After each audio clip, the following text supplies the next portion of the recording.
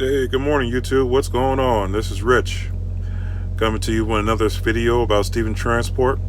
I noticed in one of my comments, I had I guess a person who's interested in working for Stevens asked about their drug testing policies. So I'm going to go over a quick review over their drug testing policies and also their training policies so that you can be familiarized with yourself before you go. Okay. As far as their drug testing policies, you will be drug tested 3 times, at least 3 times. Don't be surprised if it be 4 times. Okay. Reason I say that is when you go to your CDL school, whether it be in Texas, Florida, Tennessee, Georgia, or Dallas or Houston, they drug test you there. And on that second day, I guess you're there, they take you to get your CDL and take you to get your physical. Okay. The physicals you take at the schools are just to get you your permit. They're not going to be, valid once you finish school. So for those 3 weeks while you're at training at the school, you will be given a physical and a drug test. A lot of guys fail right there. So they weed out the guys right there who fail. They send them back home. They'll be going home in 3 days. You'll see them be pulled out of class and everything. So it's better, my opinion, it's better to fail the drug test there than to fail it at Stevens Transport actually when you get there. Once you graduate from the CDL school with your CDL, you're going to go down to Dallas, Texas, to the headquarters, and they're going to drug test you there on the first day. Okay? The reason they do that, they do your drug test and your background. You guys are not really hired to that 3rd day, and the reason they wait so long to hire you and put you on the payroll is because if you fail that drug test on that 1st or 2nd day, they send you home. So once you get past that, you're going to go out with a trainer for about 5 weeks. After that 5 weeks, you get back to the yard to do grad phase. They'll probably drug test you there too. Don't be surprised. Now, I had a situation with a student. He had graduated off my truck, and I think his name was Shamar or something like that. He went back to, he was from Cleveland, Ohio.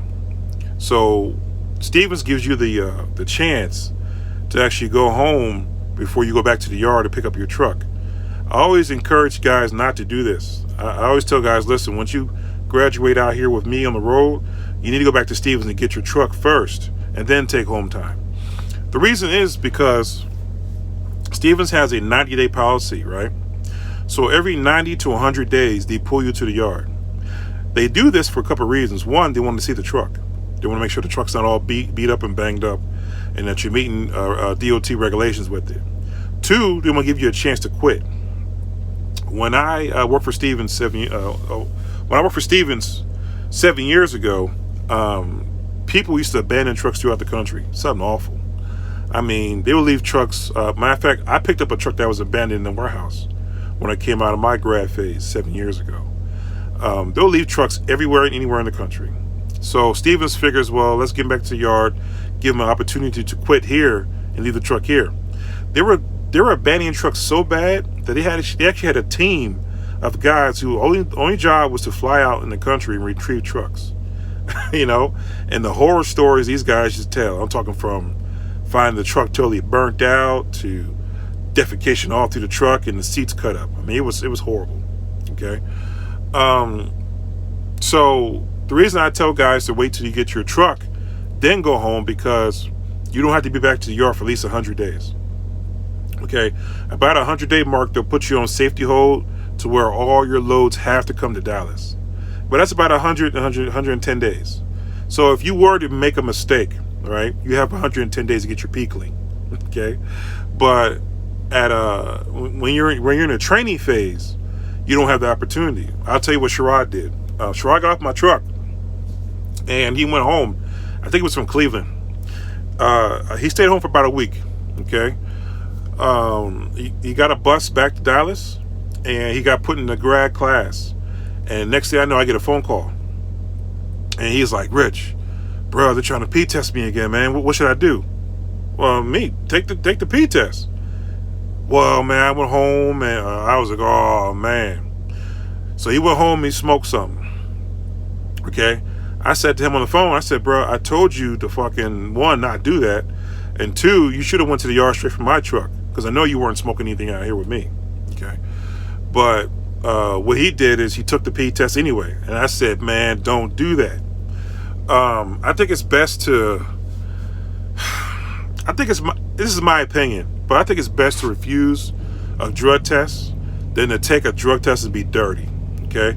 You can always say that you couldn't pee anymore and they waited too long, or you could always come with some excuse as to why you didn't take the drug test. But to piss a dirty, that's pretty much black and white. So he pissed a dirty, and they didn't check it there. About 3-4 days later, he's on the road. They yank him off the truck. They ride him back to Dallas, and they fired him, okay? And now here's the problem. When you go to Stephen Transport with a dirty urine, okay, they're going to put it on this national database called DAC, okay? Every major company in the United States, even small mom and pops, are going to look at this before they hire you. See, when you go get hired, they just don't look at your MVR, which is your motor vehicle record. They look at your DAC record. That's like a second motor vehicle record for you, which you don't know about, or some of you do. Okay. You know, when I went to go apply for a job, they asked me for two things. They asked me for my license, and they want to look at my DAC, and they'll get back to me. Now, those things are clean, they'll hire you. Unfortunately for Sherrod, they put that dirty urine on there, and they're actually relatively quick about it. Usually, they usually take 90 days. I had a student, I'll tell you about him in a minute, but I had, so anyway, they put it on there, Sherrod. Sherrod goes home, and Sherrod cannot get a job. Doesn't have enough experience to mitigate that dirty drug test. And truthfully, once they see that dirty piss test on your DAC, don't nobody want to hire you. The reason is not that they don't want to hire you. They might lose their insurance, or they might lose their company for you. See, what happens is you get out here and you get into an accident. It could be a small fender bender, okay? They're going to sue. If anybody get hit by a truck, they're suing. That's the first thing. I would sue, okay? If a truck hit me in the car, I'm suing. And what is that lawyer going to do? The lawyer's going to pull your DAC. He's going to see what kind of person you are. If you have any suspensions, if you have any tickets, accidents, he's going to try to play that in court so he can get the most money he can out of the company. And if he sees that you had a dirty urine, that you're a drug user, he's going to have a field day.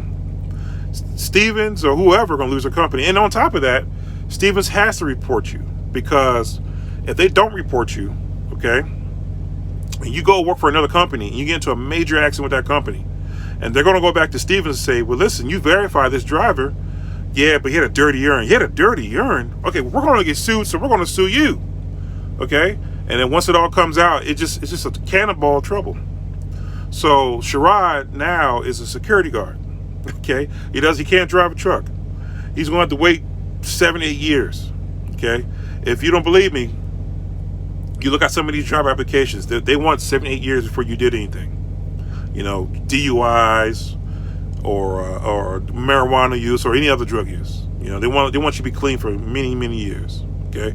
So my advice to you is, if you think your pee's dirty, don't go. Don't. Stay home. I mean, I know some guys, right? Because I'm from the hood. So I know some guys smoke weed every day. I know a dude who smoked an ounce every day. And every time the PO drug tested him, he turned up hot. Okay? And this is because he stopped smoking, but his levels were so high that it took him a long time to get all that weed out of his system. Okay? So it looked like he was still smoking yesterday, but he probably ain't smoked in months. So my advice to you, don't go. Don't blow it. Don't blow it because you piss it dirty at Stephen Transport. They're going to report you. They got to. And you ain't going to be a driver for nobody. Not even mom and pops will hire you. Okay? Ain't nobody going to lose their company over a stranger. Okay? I told Sherrod, I said, well, good luck to you. And he's driving trucks. So I had another student. His name was Phil. Phil was from Las Vegas, Nevada. Okay? I told Phil when we were together, I said, no drinking, no drugs, or nothing. Okay, Rich. And you know what? He didn't do it. He finished his training. We went back to the yard, got his truck, and started rolling. His first load, he went to Vegas. And there's a truck stop there that's like really seedy. It's like downtown by the MGM Grand. I think it's called Sunshine something. I park there all the time because I don't go looking for problems. But problems are there. Okay? So, anyway, fucking Phil goes to this truck stop, and right there in the front of the truck stop are whores. Okay, he was okay to pick up a whore. That's his business. Okay, if you want to pick up a prostitute, that's your business. So Phil picked up a prostitute, and fucking, he went to the hotel, fucked her, and the girl pulled out a crack pipe. Okay, Phil, you're going wrong there, buddy. So he went and got high with her. Got high, got drunk, fell asleep, and didn't deliver the load. Stephen Transport was calling him, blowing his phone up. And they pinged his truck, and they saw he was in Vegas, so they got really concerned. They had a driver go by, driver stuck his head in the window, didn't see nothing. So they had the police come by, and they had a tow truck come by to pick the lock, so that the driver who showed up there could go deliver the load in Vegas, and then try to find Phil. Phil stumbles out the hotel, probably 5, 6 o'clock at night. Truck broken into and everything. Stevens was like, listen, we all make mistakes, okay? But if you take a drug test and a urinalysis right now, he says, we'll bring you back to the yard and just give you some retraining, okay? What did Phil do? He refused. So they fired him on the spot. Luckily, he was from Vegas. Had he been from somewhere else, he'd have been abandoned. You know, he'd have been left in the country somewhere. But luckily, he was from the town. So I'm going to tell you what Phil did. Phil, you know, he calls me up. He's like, Rich, man, I just got fired, man. I was like, whoa, your first load? Your first load you got fired on? See, some people can't handle freedom out here. You know, they just can't handle it. So anyway, Phil fucking calls me, and I'm like, well, Phil, this is what you're going to do. Go apply for no job right now. So he went to go apply for Warner. And Warner hired him. They gave him a bus ticket, sent him over to Warner in Texas. He was in Warner for about 2 months before he found out what happened with Stevens. Because see, Stevens, sometimes they're quick with the DAC, and sometimes they're slow. And so you guys gotta understand, they check your license a lot. You're new drivers in this industry, so they don't trust you. You gotta earn the respect not to be checked on like a child. But they're gonna run your driver license, they're gonna run your DAC a lot, okay? 3 or 4 times in the first couple months you even driving. And fucking Phil got pinged. And they're like, whoa, drug use, this and that, refusal, and this and that. They called Stevens. What did he do? Stevens told him, oh, get him off the truck now. They threw Phil out the truck somewhere in Mississippi. Told him to get home the best way he could. So, you know, Phil got himself screwed. But that's the drug policy at Stephen Transport, man. Just don't do it. And if you have a drug problem, man, get clean first. You know, you have a drug alcohol problem, get clean first. And, you know, hopefully you can succeed, man. If not, don't come in this industry, bro. Okay, anybody trying to you go to jail, man. They catch you fucking out here drunk. They had a Steven driver, young black guy too, man, which shocked me. Because usually you hear somebody getting drunk and high, usually the white boys doing it. But young brother in Texas got drunk at a truck stop. Decided to hop in this truck and started driving. Ran a stop sign and killed a guy in a pickup truck. The guy was newly married too. I mean, it was sad. Okay, young black guy, shocked me. It made national news. So, you know, Stevens started cranking up their drug tests and their urinalysis tests. You know, they had me 3 times in 1 year. I don't give them no suspicion, but that's just their thing, you know. They want to make sure you're clean. So that's their drug policy. If you guys have any other more questions, like, subscribe, comment, and I'll address it when I can. Peace.